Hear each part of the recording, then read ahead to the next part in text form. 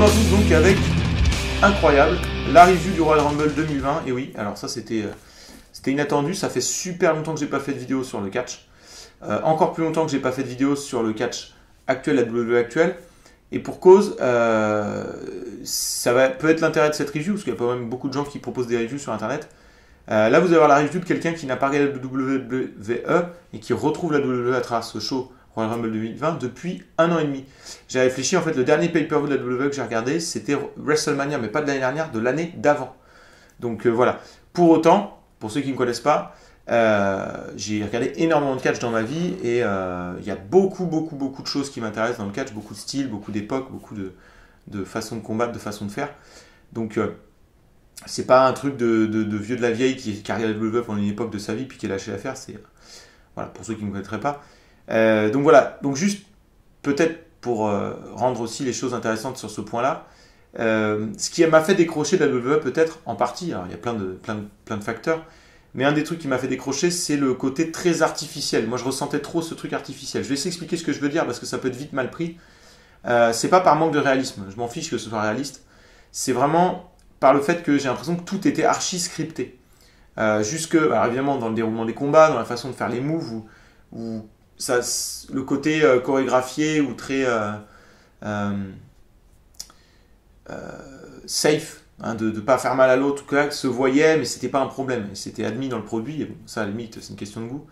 Mais moi ça me gênait évidemment dans l'entrée des lutteurs, la façon dont ils rentrent, à quel moment de leur musique ils vont faire telle pause, de telle façon, tout le temps la même chose tous les soirs. Les promos bien sûr, où on sent qu'ils disent ce qu'on leur a dit de dire, etc. Il y avait beaucoup de choses où c'était archi scripté, et du coup ça perd ce truc de spontanéité où finalement les combattants alimentent ce que sont leurs personnages par leur réaction spontanée. C'est eux qui mettent l'input. Alors on a quand même des gars qui font ça et ça va m'être très utile pour vous expliquer ce que je veux dire.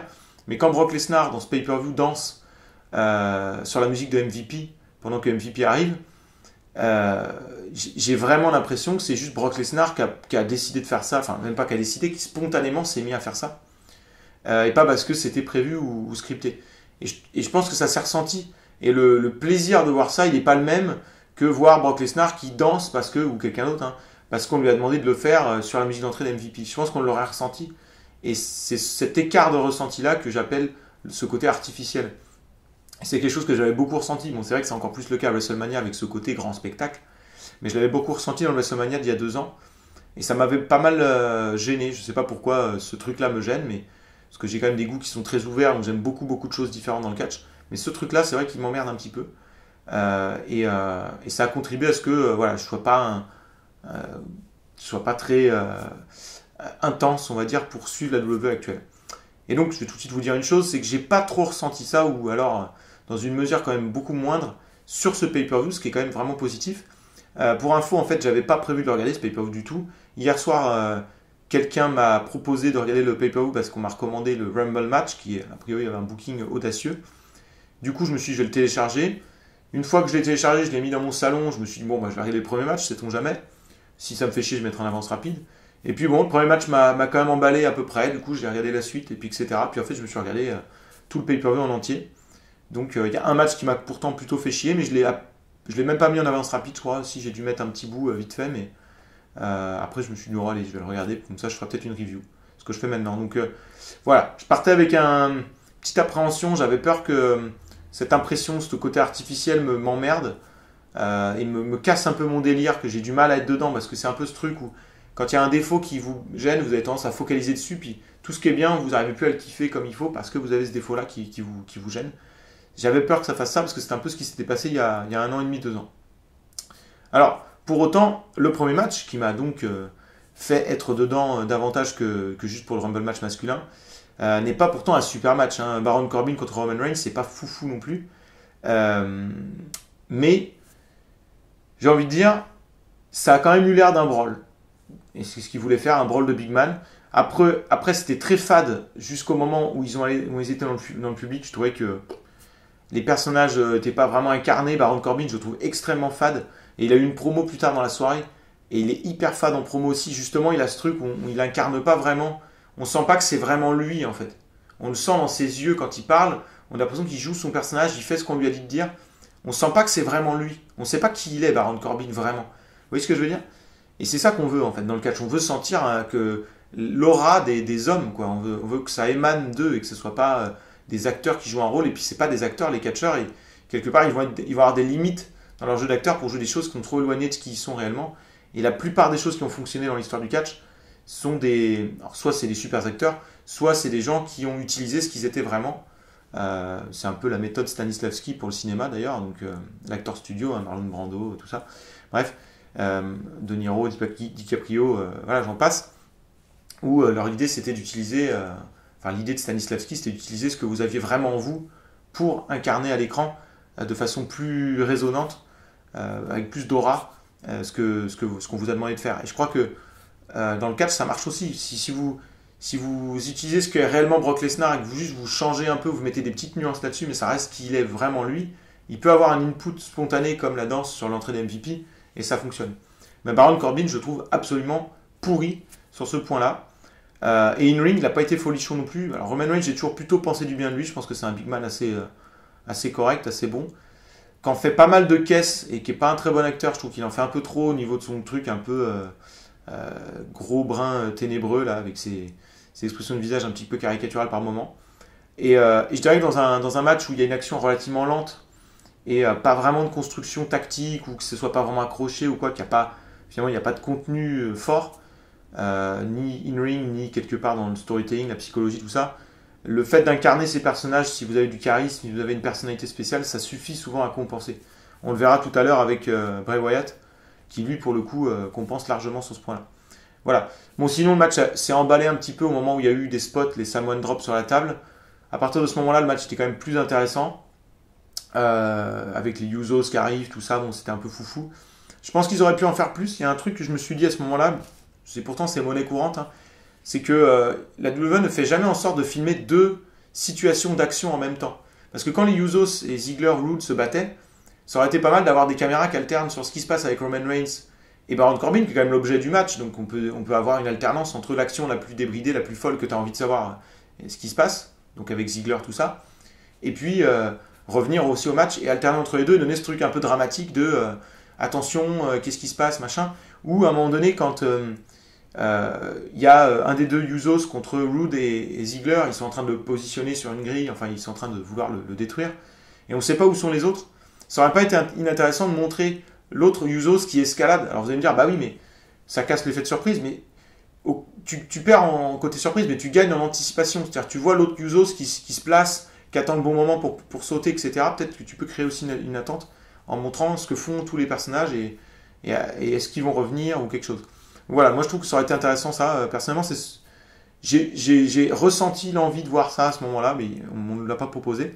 Par contre, j'ai bien aimé un petit truc, c'est un petit détail, mais j'ai bien aimé quand ils se sont battus près des tables des commentateurs chinois, japonais, russes, français. D'ailleurs, c'est quoi ce bordel que ce soit Jean Brassard et Raymond Rougeau, les commentateurs français? Il y a un truc que j'ai loupé là, qu'est-ce qui s'est passé? Bref. Mais bon, tiens, d'ailleurs, si vous avez l'info, dites-le moi, ça m'évitera de chercher qu'est-ce qui s'est passé. Pourquoi c'est eux les commentateurs français, dites-le moi. Mais bon, j'ai trouvé ça cool que quand ils se battaient dans cette zone-là, on avait les commentaires, je l'ai regardé en VO, hein, donc avec les commentaires américains, on avait les commentaires de tous les autres pays qui étaient parasités moitié, donc j'ai l'impression que c'était un peu le bordel. Et je trouve que c'est une façon relativement subtile et anecdotique, mais sympa quand même, de créer cette impression de chaos, où tout d'un coup on a carrément les commentateurs russes et japonais en même temps, parce qu'ils sont en train de se battre dans une zone qui n'est pas prévue pour, quoi. Un petit peu, donc j'ai trouvé ça cool. Le spot avec les toilettes aussi, ça aurait pu être génial. Alors là, il y a un truc qui aurait pu être génial. C'est un petit peu chaud de dire ça, mais en même temps, voilà, c'est vraiment ce que je pense, donc je vais y aller. Hein. Mais est-ce que, compte tenu de la storyline entre les deux, où a priori, d'après ce que j'ai compris, Baron Corbin a mis de la bouffe pour chien sur le visage de Roman Reigns, une humiliation un petit peu comme ça, avec un truc crado, est-ce que ça aurait pas été intéressant que Baron Corbin sorte des toilettes une fois que les toilettes ont été renversées, avec de la merde sur lui? Alors je sais, vous allez me dire, c'est peut-être un petit peu trash, quoi. Mais sincèrement, il sort avec de la merde, que ce soit de la vraie ou de la fausse merde, qui a vraiment une odeur dégueulasse, qui ressemble à de la merde. Si le mec a pas envie de se barbouiller de la merde, la sienne ou celle d'un chien ou que sais-je, sur lui, admettons, hein, je peux comprendre. Est-ce que ça aurait pas été intéressant qu'il ait un truc dégueulasse sur lui et que du coup il se batte dans la foule et que le public joue malgré eux, parce que c'est spontané, c'est réel, le dégoût de toucher Baron Corbin, de se dire putain il pue et tout ça. Moi franchement j'aurais trouvé ça cool. J'aurais trouvé ça unique et ça aurait pu garder un truc spécial pour ce match qui, mine de rien, tel qu'il s'est déroulé, est relativement anecdotique. C'est le genre de combat on aura oublié dans 2 mois, hein, clairement, voire moins. Avec ce spot-là, je peux vous dire qu'on s'en serait souvenu. Donc voilà, ça aurait pu être super cool. Et d'ailleurs, ce qui est marrant, c'est que, bon, petite anecdote, hein, mais au moment du spot des toilettes, il y a un groupe de personnes qui a commencé à chanter Holy shit. Je suppose que c'est une blague parce que dans Holy shit, il y a shit qui veut dire merde. Maintenant, bon, j'espère que c'était pas genre waouh, quel spot, parce que là, franchement, il n'y avait pas de quoi s'exciter, mais voilà. Et enfin, une fin très peu climatique dans ce match, qui montait un peu en puissance, et puis finalement, voilà, inspire sur la rampe du décor de baseball. D'ailleurs, ça aurait été marrant qu'ils cassent le décor et que les commentateurs fassent style putain, ils sont en train de casser les décors du World Series, machin. Enfin bon, ça aurait pu être fun. Bref, fin anticlimatique, en même temps c'est de bonne guerre parce que ça reste un opener. L'idée c'est de pas griller le public direct. D'ailleurs c'est marrant parce que c'est un opener, on dit souvent que l'opener sert aussi à chauffer le public. Souvent on choisit des matchs un peu fun avec plus que 2 combattants. Des tag matchs ou des 3-way, des 4-way, des trucs comme ça un peu fun, ou des ladder matchs ou des trucs où ça va sauter vers des spots, hein, ça va être excitant, sans forcément aller dans ce côté dramatique où les mecs en chient ou machin. Là ils sont allés plus dans le truc où on en chie parce que c'était un brawl. Mais ils ont essayé de chauffer le public en allant dans le public. Ils ont fait le tour du stade, hein, quasiment. Ils ont vraiment été voir une bonne partie du public. Et mine de rien, ça a chauffé le public comme ça. Donc ça a été intéressant. Même si pour le coup, le public a quand même été assez bof, je trouve, dans ce show. Voilà, il n'y a pas eu beaucoup de moments où, à part la pop pour Edge, j'en reparlerai tout à l'heure, qui a été vraiment très forte. Et quelques éliminations, celle de Brock Lesnar par exemple, où on sent que la réaction a été très organique pour le coup, très waouh ou quoi là, voilà, il y avait vraiment un truc. La plupart du temps, les moments où le public se faisait entendre, ça avait l'air un peu on va essayer de jouer notre rôle de public, mais on sentait pas le truc hyper voilà, spontané, ça doit sortir, quoi, un petit peu le cri qui doit sortir. Donc voilà. Donc c'est pas un match excitant ni rien, mais il a fait le taf pour moi en tant que spectateur, dans le sens où j'avais pas prévu de le regarder, je me suis dit je vais regarder le début, on va voir comment ça se passe, mais j'ai regardé jusqu'au bout et ça m'a lancé sur le pay-per-view, donc mine de rien. On peut dire qu'il a réussi à ce titre-là, mais pas un match mémorable. Si je devais mettre une note, je lui mettrais un truc du style 3. Quelque chose comme ça. Donc voilà. Après ça, je passe les promos. Il y a eu une promo qui était sympa avec Kevin Owens, qui est du coup un très bon acteur et qui peut avoir ce truc dont je parlais, qui n'a pas l'air artificiel. On n'a pas l'impression qu'il récite son script. Lui, ça fait spontané, etc. Mais ça prend des bons acteurs pour faire ça dans un truc extrêmement scripté. Kevin Owens en est un, donc ça marche, mais voilà, s'il pouvait ne pas scripter, on se dit que ça pourrait être encore mieux. Kevin Owens, je suis sûr qu'il a plein d'idées, il a plein d'ambitions, il a plein de... Voilà, il déborde. Laissez-lui la liberté de créative et vous allez voir que ça devrait pouvoir être cool. Mais enfin bref, ça n'arrivera pas demain. Donc le match suivant, c'était le Royal Rumble féminin. Alors là, clairement aussi, je savais vraiment pas si j'allais le regarder parce que roster féminin en 2020, comme j'ai pas regardé depuis 2 ans, je me suis dit bon, je vais peut-être me faire chier au niveau Star Power. Et c'est intéressant de se dire que en connaissant que je sais pas, je devais connaître 6-7 lutteuses dans ce match. J'ai vraiment été intrigué et impliqué du début à la fin. J'ai beaucoup accroché sur Belair, là, donc l'athlète qui a commencé, noire, qui a commencé le match avec Alexa Bliss, que je connaissais vraiment pas. Déjà, quand elle est rentrée, je trouvais qu'elle avait une certaine aura et très, très bonne lutteuse. Et en plus, elle a eu un booking qui lui était favorable, qu'elle a très bien incarné. Et d'ailleurs, le moment le plus marquant du Rumble match féminin pour moi, c'est le moment où elle a été éliminée. Parce qu'il y a vraiment eu une réaction du public. On sent qu'ils étaient déçus, sincèrement, que ça n'aille pas plus loin pour elle. Donc vraiment cool. Avec des spots, avec ses tresses, etc. Le fait qu'elles aient commencé toutes les deux avec Alexa Bliss, qu'à un moment donné, elles aient nettoyé le ring et qu'elles soient encore toutes les deux, tout ça. Le moment où il y a Charlotte Flair qui arrive, et elle se dit, oula, là, ça va être un gros challenge. Il y a eu beaucoup de trucs. Elle a eu un super spotlight. Et sincèrement, je peux vous dire de quelqu'un qui ne la connaissait pas, je suis curieux de la revoir. Voilà, donc ça a fonctionné. Voilà, et puis mine de rien, le roster il est pas mal féminin. On se rend compte qu'ils ont quand même fait un Rumble match avec 30 personnes, avec du temps, 90 secondes environ en moyenne entre l'entrée d'une combattante et l'autre. Parce que pour ceux qui ne seraient pas au courant, ils disent que c'est une entrée toutes les 90 secondes, mais la réalité est que certains rentrent au bout de 2 minutes et d'autres au bout d'1 minute. Ils alternent selon les besoins du booking. Ils trichent, mais c'est pas grave, je veux dire, il n'y a pas de souci. Ils trichent encore plus. Il y a eu des entrées au bout de 2 minutes 30. Parce que j'ai mis mon chrono quelques fois dans le Rumble match masculin. Il y a des moments du match où ils mettent 2 minutes 30 avant d'une personne qui rentre à l'autre. Et puis d'autres moments, ils mettent 1 minute 10, 1 minute 15, alors que c'est 1 minute 30 normalement. Donc ils trichent vraiment beaucoup, mais c'est pas un problème du tout. Donc voilà. Mais ouais, le roster était plutôt cool. Il y a eu quand même beaucoup de rentrées de combattantes intéressantes. Évidemment, il y en a une bonne dizaine où franchement, bah, on retrouve ce truc artificiel, mais dans l'exécution des moves où une frappe, c'est vraiment, on sent que c'est très safe. Ça fait pas intense, quoi. On sent pas ce truc-là. Les séquences, ça fait pas accrocher, ça fait très chorégraphie un peu. Vas-y, on va faire ce move-là, quoi. Youpi. Et ça, c'est chiant, quoi. Ça casse vachement le truc. Maintenant, ce qui est marrant, c'est qu'on peut voir ça pendant 10 secondes, et on va revoir une combattante douée, elle, pour exécuter, comme Charlotte Flair, par exemple, pour prendre une combattante connue, mais il y en a plein d'autres qui ont bien fait ça. Alicia Bliss, par exemple, aussi. Et tout de suite, on oublie que ça a été un peu pourri juste avant, en fait. C'est ça qui est assez étonnant dans le catch, c'est qu'on peut avoir des trucs de merde qui côtoient un truc génial, ça a toujours été. Hein. Et on fait abstraction du truc de merde, on se focalise vite sur ce qui va nous donner notre kiff. Donc ça, c'était vraiment cool. Bon, après, le booking n'a pas été toujours nourri, mais étonnamment, j'ai jamais trouvé que c'était plat. Parce qu'il y a des Rumble matchs où, mine de rien, tu tombes dans un truc plat où c'est juste des combattantes qui rentrent. Elles ont leur moment de momentum, parce que typiquement, celui qui vient d'arriver, il pète un peu tout le monde jusqu'à ce qu'ils se fondent dans la masse et puis rentrée suivante. Voilà, et souvent, la fille qui rentre suivant récupère le momentum de celle qui a un peu tout balayé en niquant tout le monde, dont cette fille-là, ou en commençant par cette fille-là. Donc, ce truc-là, il a eu lieu, mais ils n'en ont pas tellement abusé. J'ai pas trouvé ça trop gênant, trop plat, d'une manière générale. Notamment grâce à l'utilisation très bonne de Belair, Bliss, Charlotte Flair en particulier.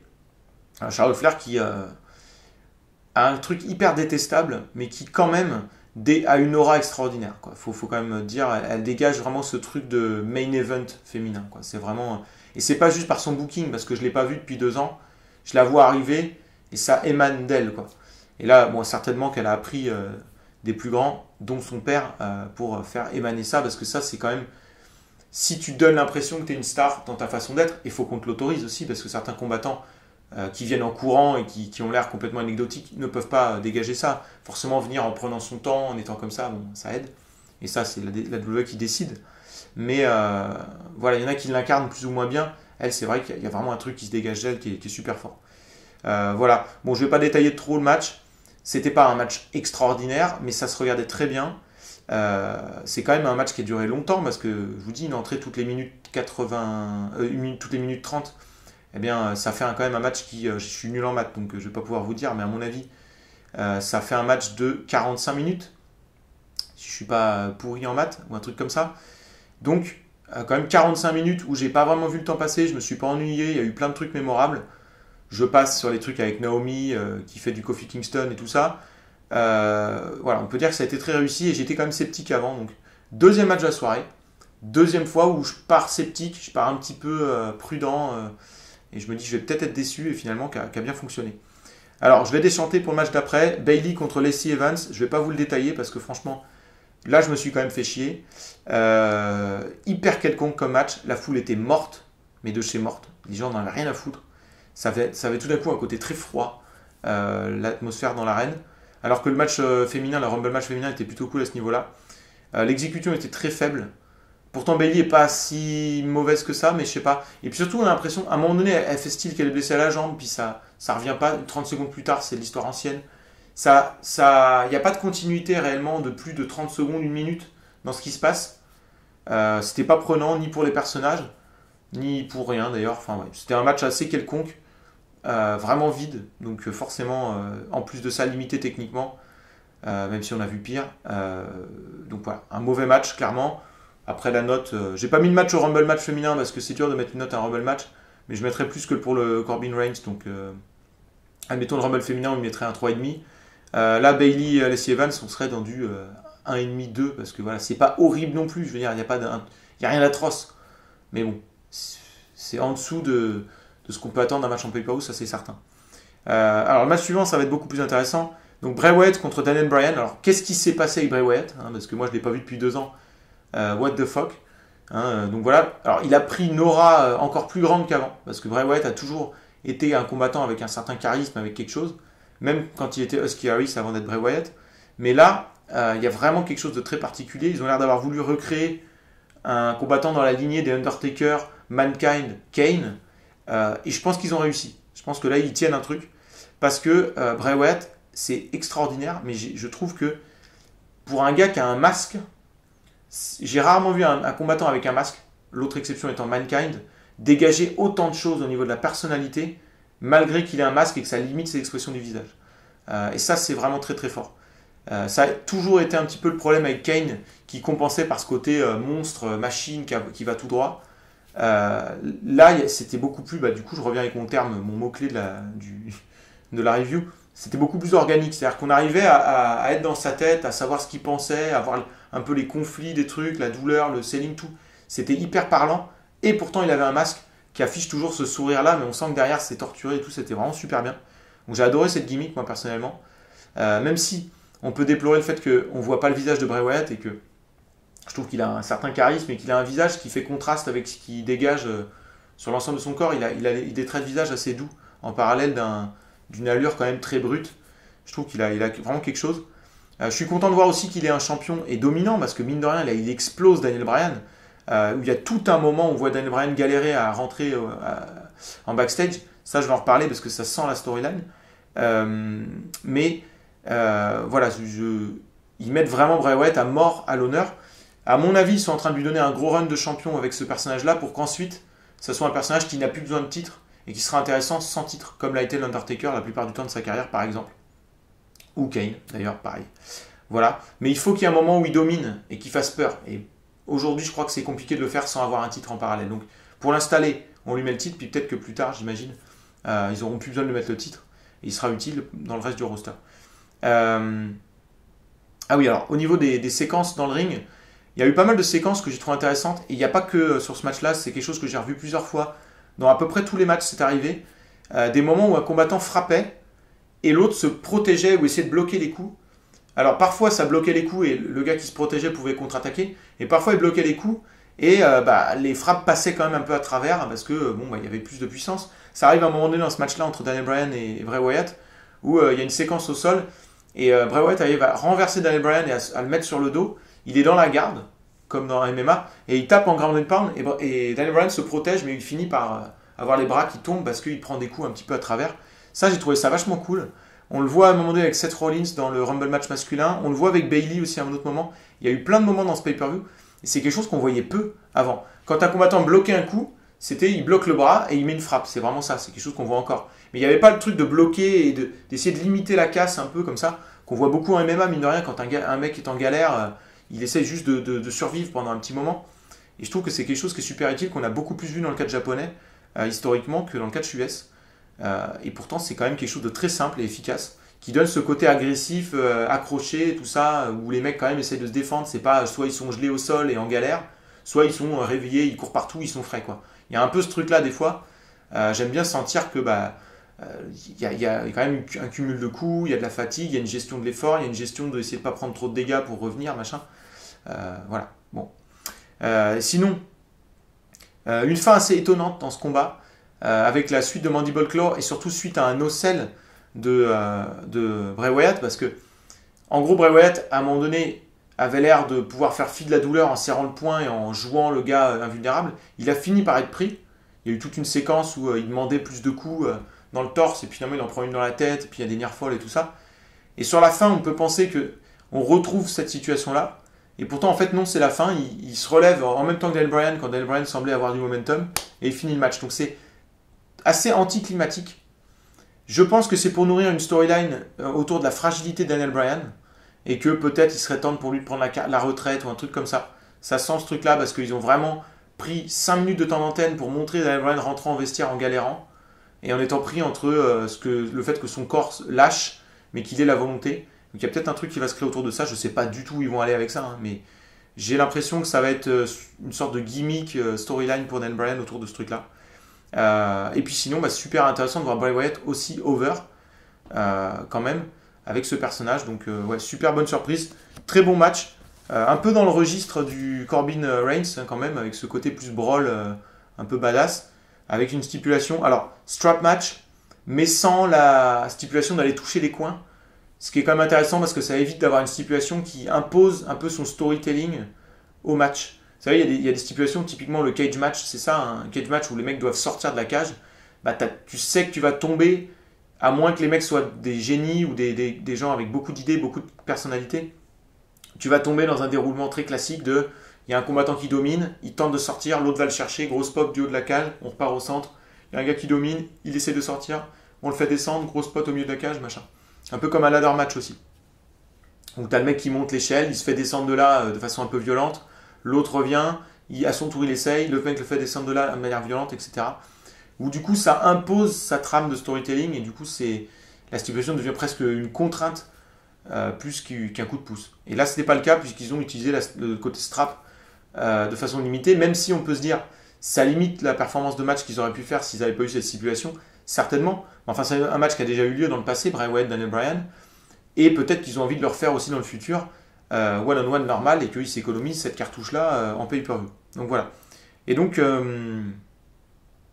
qu'est-ce qu'ils vont faire avec cette storyline de Daniel Bryan si vous avez des hypothèses, dites-les moi, parce que c'est quand même intriguant, mais je ne sais pas quelles sont les rumeurs, mais en tout cas, c'est assez étonnant. Parce que Daniel Bryan a l'air une de leurs plus grosses stars. Mine de rien, il a l'air quand même globalement en forme. Je veux dire, il a l'air bien. Qu'est-ce qu'il tente de faire? Je ne sais pas trop. Voilà. Match suivant, donc Becky Lynch contre Asuka. Bon, il commence à se faire tard pour moi. J'étais un peu moins dedans de ce combat, mais je pense qu'il faut lui rendre hommage. C'était plutôt un bon combat solide et pas trop dégueu techniquement. J'ai pas envie de dire pour des femmes, parce que maintenant il y a quand même pas mal de combattantes féminines qui sont bonnes, qui sont douées. Oui, parce que bonnes, voilà, qui sont douées. Maintenant, voilà, je sais pas pourquoi j'ai pas embarqué plus que ça. Il y a eu aucun moment où j'ai vraiment été excité. Je pense que c'est par manque de, un peu comme ce que je disais sur le Bayley dans une moindre mesure, Evans tout à l'heure. Il n'y avait pas de continuité dans l'action vraiment ancrée où vraiment tu dis tiens là elle est en galère avec son bras, comment elle va faire, etc. Elle commençait à faire des trucs puis elle s'arrêtait pour qu'on soit quand même nourri un petit peu de selling, c'est-à-dire un combattant qui montre qu'il est en galère, qu'il a de la douleur, qu'il a telle blessure, mais sans que ça mène à quoi que ce soit. Donc en fait c'était une utilisation minimale du selling, c'est souvent le cas dans le catch. Malheureusement, parce que moi c'est quelque chose que j'aime beaucoup et qui souvent fonctionne sur moi. Donc voilà, c'était un bon match solide mais pas ouf non plus. Et sincèrement, mine de rien, Asuka, quand je l'avais vue, parce qu'elle était déjà là il y a 2 ans, elle était super prometteuse, on avait hâte de voir ce qu'elle allait faire au top niveau. Et Becky Lynch, c'était une des meilleures combattantes féminines, je pense que c'est une des 5 meilleures certainement depuis la révolution féminine. Elle avait eu des super matchs avec Sasha Banks à NXT à l'époque où ça avait un peu explosé. Donc vous pouvez s'attendre à ce que ça soit un super match entre 2 super combattantes, et ça a été juste un match solide mais pas ouf je pense. Donc voilà. Peut-être que certains ont surkiffé, ceci dit, j'avoue que j'ai une part de moi où je me dis j'ai peut-être pas été à fond sur le match non plus psychologiquement, quoi, au niveau de mon implication. Et puis je finis sur le Rumble match masculin qui est quand même la pièce maîtresse du pay-per-view, ce qui m'a fait venir au pay-per-view, ce qui restera je pense psychologiquement dans le pay-per-view comme le truc dont on va se souvenir quand on va repenser à ce pay-per-view dans 2 mois, 3 mois, 1 an, 10 ans. Le Rumble match masculin, et je dirais que l'image qui va rester, enfin les images qui vont rester vont concerner Brock Lesnar. Déjà le vainqueur, Drew McIntyre, a un lien avec Brock Lesnar clair, parce que c'est lui qui élimine Brock Lesnar, et je crois que ça restera le Rumble match où Brock Lesnar a voulu tenter un truc inédit, il a voulu faire plus que juste être champion, il a voulu gagner le Rumble match en éliminant tout le monde un par un tout le long du truc, un peu comme un gauntlet match. Et sincèrement c'était super intéressant parce qu'on se dit, c'est Brock Lesnar, donc ça peut arriver. Il est tellement à part qu'on se dit, ils sont capables de booker Brock Lesnar qui élimine tous les mecs. Et qui gagne le Rumble en ayant fait un gauntlet match où les mecs rentrent et ils les éliminent un par un, un par un, un par un. Ils sont capables de le faire. Il y a quand même eu ce doute. Puis comme on me l'avait vendu comme un booking audacieux, je me suis dit, putain, jusqu'où ils vont aller dans l'audace? Alors ils ont été jusqu'à la 13e ou 14e place, 14e entrant, ce qui est quand même déjà pas mal, c'est presque la moitié du Rumble, mais je pense que ça aurait été cool qu'ils aillent encore plus loin, ou qu'il y ait peut-être un peu plus de rebondissement autour de ça. Je sais pas, mais enfin en tout cas, pour pusher Drew McIntyre, ils ne pouvaient pas faire plus que mettre Brock Lesnar ultra over, bon, s'il y avait besoin, à l'intérieur de ce Rumble match, que Drew McIntyre l'élimine et que McIntyre ensuite gagne le truc. Je veux dire, ils ne peuvent pas faire un plus gros push sur un Rumble match que ça. Je ne sais pas où en était Drew McIntyre, mais j'ai entendu à la fin qu'a priori il n'a jamais eu un title shot. Donc a priori c'est un néo-main eventer, quoi, un mec qui commençait à frapper aux portes du main event mais qui avait besoin de ce coup de pouce. là, ils lui ont donné un méga coup de pouce parce que vraisemblablement, vu comment il a toisé du regard Brock Lesnar, il va choisir d'affronter Brock Lesnar, genre le panache. Je vais non seulement essayer de devenir champion, mais je vais battre le monstre. Et ça peut faire un super match. J'avoue que McIntyre, je me rappelle de lui en 2009-2010. J'avais trouvé qu'il avait un fort potentiel et j'avais d'ailleurs, dans une liste à l'époque, dit que c'était la future star de la WWE. Je l'avais mis dans une liste que j'avais faite en numéro 1. Et finalement, les années ne m'ont pas donné raison puisque il a disparu de la circulation pendant un paquet de temps. Mais là, il revient pour peut-être réclamer son dû qui lui était promis en 2009-2010. Donc 2011 peut-être, je sais plus, je crois que c'est 2009 que j'avais fait cette liste. Liste dans laquelle d'ailleurs j'étais assez fier d'avoir inclus le Tyler Black qui était la Ring of Honor à l'époque et qui mine de rien est devenu quand même une petite star. C'est pas un John Cena, hein, mais voilà. Il est devenu Seth Rollins pour l'info. Donc voilà, donc très intéressant ça autour de Brock Lesnar, c'est ce qui restera marquant. Et moi ce que j'ai aimé c'est que Brock Lesnar a fait passer cette période de domination, je trouve, très facilement. C'est-à-dire que même les mecs qui se faisaient éliminer, tu te dis putain c'est chaud, Cesaro qui se fait éliminer en 20 secondes, tu te dis c'est chaud pour eux, mais tu te dis pas qu'ils ont été dominés par Brock Lesnar nécessairement, tu te dis juste que voilà, c'est compliqué quoi de rester, de pas se faire éjecter en plus par un powerhouse comme ça. Je trouve que c'était pas non plus c'était pas comme avec Roman Reigns qui pète tout le monde. Ça passait mieux, je trouvais. Ça passe mieux, ça a pas l'air d'être imposé et forcé par la WWE. Ça semble assez naturel. Brock Lesnar, il a un tel charisme de mec hyper fort que finalement, quand il domine, on se dit c'est normal en fait. On se dit pas, ah putain, c'est un peu abusé les gars quoi. Enfin, je le sens comme ça moi personnellement. Puis vraiment, je trouve qu'il a un charisme incroyable. Il a un putain d'acting et il rend tous les moments où il attend avec un regard, une allure différente selon le mec qui arrive, intéressant. Hein, on peut se rappeler des moments où il y a Shelton Benjamin qui arrive, le moment impatient quand c'est Elias. Qu'est-ce qu'il y a d'autre comme moment voilà, il y a différents combattants qui arrivent, on sent que là il se dit ah tiens, quand il y a le gros là que je connaissais pas, un noir là très imposant et qui dit oh big boy, tu vois, mais on sait pas si il est ironique ou si vraiment il est impressionné tout ça. Enfin, il dégage tellement de choses que finalement ça nourrit. Ce que je disais tout à l'heure avec le match Baron Corbin et Roman Reigns, eux ils ont rien dégagé quand ils ont dominé. Brock Lesnar, il a même pas besoin de faire des moves. Juste le fait qu'il domine, son aura suffit. Et ce qui est marrant, c'est qu'on s'était dit ça quand il avait fait son retour, le match contre John Cena pour son retour en 2012, quelque chose comme ça, où on se disait c'est parce qu'il vient de faire son retour qu'il y a cette aura-là, mais fondamentalement il n'a pas vraiment de plus-value à ce niveau-là. Ben si, parce qu'on se rend compte que 8 ans plus tard, il a toujours cette aura, et largement. C'est vraiment exceptionnel, c'est vraiment un combattant. Enfin, moi je suis un énorme fan de Brock Lesnar en catch. Vraiment, je trouve que c'est le combattant le plus intéressant de ces 5-10 dernières années quoi, en catch. Vraiment. Même si évidemment il fait toujours des suplexes et machin, il a ses limites, mais au final, là où il fait la plus-value, c'est là où la plupart des combattants sont en galère en fait. Donc pas forcément par contraste, il comble la frustration que tu as dans la plupart des combats. Et il ne fait pas ce que tu trouves dans les autres combats et qui te frustre pas. Tu n'as pas besoin de l'avoir une fois de plus avec Brock Lesnar, le côté super chain wrestling, des séquences de fou et des spots dingues avec des bumps. Il peut le faire ponctuellement en plus, donc bon. Voilà. Bon, sinon le Rumble match, alors il était cool parce que il n'était pas quelconque.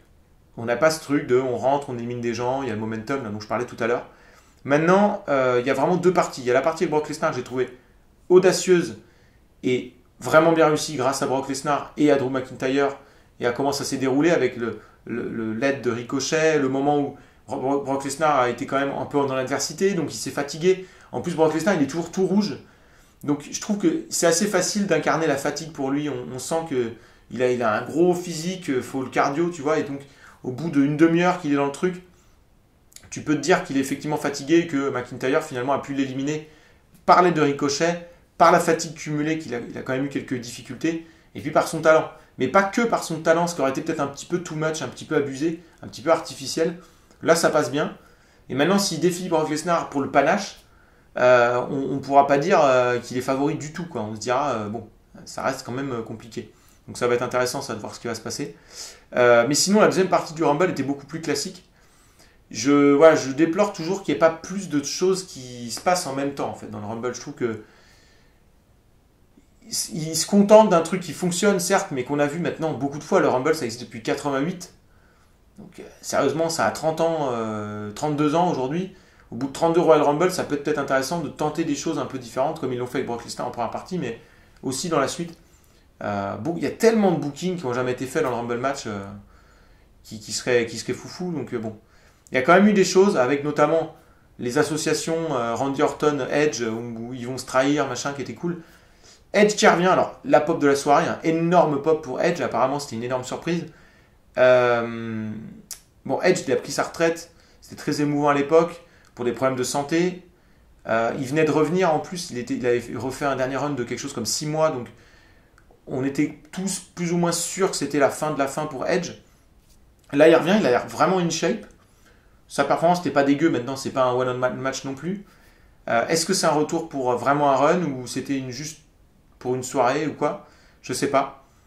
En tout cas, c'est quand même assez étonnant de voir à quel point un combattant qui appartient maintenant à une autre époque, Edge, c'est la fin des années 2000 et début des années 2010, c'est ça son époque, a autant de réactions en 2020 quand même, c'est assez exceptionnel. Voilà, donc ça c'était cool.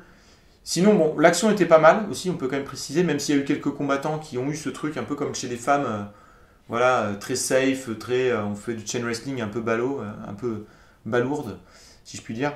Je pense notamment à Aleister Black. Il arrive, il a un look de gros badass viking et tout.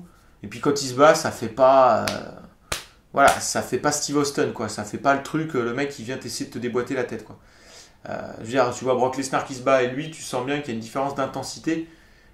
Générer l'intensité, pour moi, c'est quand même un truc indispensable, ou qui devrait être indispensable pour un main eventer, ou pour un gars qui veut faire des gros trucs.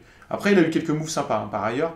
Mais voilà, il a une allure de badass, on veut que sa façon de combattre, ça dégage ce truc badass. Hein. L'un des exemples de ça, et je me rappelle que c'est Ted DiBiase qui avait dit ça, Ted DiBiase senior, Sid, donc dans les années 90, avait une allure de gros badass psychopathe. Mais le problème, c'est que quand il se battait, il ne pouvait pas dégager ce truc-là, parce qu'il n'avait pas la technique pour dégager ce truc-là en étant safe. Et du coup, bah, ça n'a jamais trop fonctionné pour lui. Mais c'est un truc tellement clé et décisif que bon, voilà. Alors à côté de ça, un mec comme Goldberg, il dégageait ça à fond et ça a fonctionné, voilà, par exemple. Pour prendre des exemples passés qui sont très nets, hein, parce que c'est ça l'idée. Sinon, dernière chose sur ce Rumble match, ils ont essayé de faire quand même une fin de match où au moment du dernier entrant, on se retrouve avec une situation avec 6 ou 7 combattants qui sont un peu là, et on essaie de faire des séquences bien marquées pour bien finir le match avec une touche forte. Mais la foule était assez faible à ce moment-là, pas trop dedans. Et ça n'a pas si bien fonctionné que ça. Et c'est vrai que on peut penser que si Brock Lesnar avait été dans les parages à la fin du match, même en étant éliminé, qu'il vienne foutre sa merde, j'en sais rien, ça aurait pu aussi générer un peu d'attention. Peut-être qu'il essaye d'éliminer McIntyre, mais que McIntyre résiste ou quoi, bon, ça aurait pu être cool. Ou que les autres s'attaquent à Brock Lesnar, ou que Brock Lesnar pète un peu tout le monde, j'en sais rien. Après, j'imagine que WWE essaie de pas non plus tout le temps mettre Brock Lesnar partout. C'est sûrement un choix pertinent, mais ce que je veux dire, c'est que la fin de match était pas si haute que ça, je trouve. Il a manqué quelque chose. Et puis on a senti le public, et j'ai l'impression qu'on en est encore là, saoulé de Roman Reigns en fait. On sent qu'ils n'avaient pas envie de Roman Reigns, et que c'était pas on veut pas de Roman Reigns vainqueur, du coup on est pour McIntyre à fond. C'est on veut pas de Roman Reigns, vous nous faites chier quoi. C'était pas un truc à générer de la pop pour McIntyre ou une hit positive. C'était une hit du style vous nous faites chier avec Roman Reigns quoi. Et c'est dommage parce que Roman Reigns c'est pas un si mauvais combattant, mais à un moment donné le booking et son acting doivent être corrigés pour que ça fonctionne pour lui, je pense. Enfin bon, voilà. La fin était pas aussi haute que ça, donc du coup le Rumble est pas un des Rumble les meilleurs tous les temps ou quoi. Enfin c'était vraiment fun à regarder, vraiment agréable. Ça passe tout seul. Voilà, ça fait aussi le taf du Rumble match, qui est à savoir de faire une super vitrine pour la WWE. On voit un peu tout le roster. D'ailleurs, moi, je savais pas du tout qui y allait avoir dans ce Rumble match, donc je m'attendais à tout moment à voir un mec comme John Cena débouler. Bon, il n'y a pas eu. Je sais pas où en sont les Dean Ambrose. Est-ce qu'il est encore à WWE? Je suis même pas sûr. Enfin bon, bref. Donc je savais pas trop ce qui allait se passer. Du coup, c'était agréable de le regarder aussi comme ça, parce que du coup, quand il y avait le countdown, un 5, 4, 3, 2, 1, je savais vraiment pas du tout qui allait pouvoir débarquer pour le coup. Donc ça, c'était assez cool aussi de le regarder dans ces conditions-là. Donc conclusion, pay-per-view vraiment sympa. Est-ce que c'est un des meilleurs Rumble de tous les temps? Sûrement pas, parce qu'il manque un match classique. Maintenant, le Rumble match masculin, et même probablement féminin s'inscrivent dans les meilleurs Rumble matchs sur les dernières années, je pense. Bon, j'ai pas vu celui de l'année dernière. Mais en tout cas, voilà, sur les 10 dernières Royal Rumble, je pense qu'il serait plutôt dans les meilleurs. Mais sur l'ensemble du pay-per-view, il manque un gros match, il manque un truc vraiment fort. Voilà, et je pense qu'il sera mémorable positivement aussi ce pay-per-view pour le match avec Bray Wyatt qui est mis quand même très over et pour le push de Drew McIntyre notamment. Donc voilà, c'était sympa. J'ai sûrement été à côté de la plaque sur plein de trucs étant pas trop fait des storylines, mais j'espère que ça vous a quand même été intéressant et pertinent. Et puis je vous retrouve bientôt pour des vidéos probablement sur le MMA, mais qui seront intéressantes, je pense, même pour les gens qui ne suivent pas plus que ça le MMA justement. Donc retrouvez-moi avec ça, et puis peut-être avec du catch aussi bientôt. Sinon, il y a la FAQ permanente, si vous posez des questions sur le catch notamment, j'y répondrai dans des vidéos FAQ où je réponds à des questions en détaillant un peu plus, que je vais publier tous les 2-3 mois ou quelque chose comme ça. Voilà, donc je vous retrouve à bientôt, et puis portez-vous bien.